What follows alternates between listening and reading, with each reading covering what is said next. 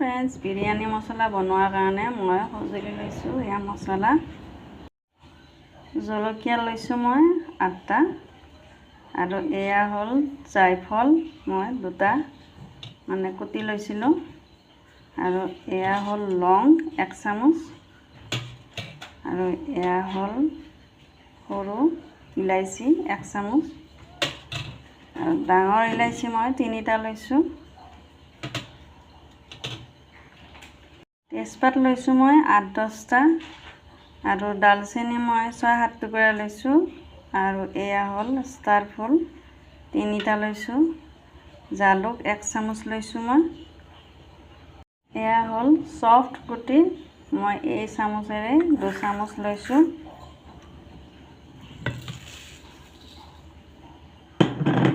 এয়া হ'ল গোটা জিৰা, মই এই ডাঙৰ চামুচেৰে 2 চামুচ লৈছোঁ। আৰু এয়া হ'ল ধনিয়া, ডাঙৰ চামুচেৰে মই 2 চামুচ লৈছোঁ। এই গোটেইখিনি মই এতিয়া মিক্স কৰি ভুনি ল'ম। কেৰাহী এখন লৈছোঁ মই, ইয়াতে মছলাখিনি ভুনিম।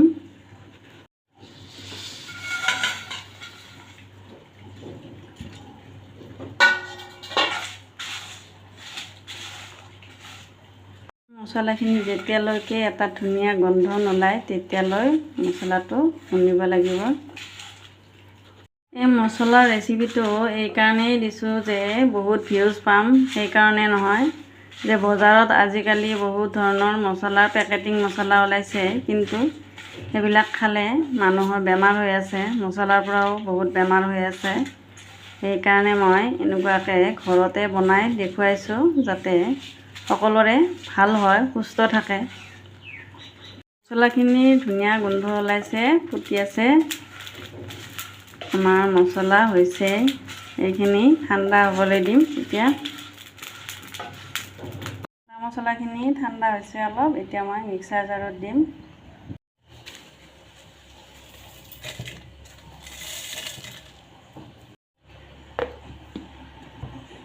মছলাখিনি গুড়ি কৰাৰ পিছত এয়া দেখিছেনে, ধুনীয়া মিহি হৈছে। ইয়াতে আৰু মছলা দিম। কাশ্মীৰী মিৰ্চ মই কালাৰ হ'বৰ কাৰণে এয়া 1 চামুচ দিছোঁ।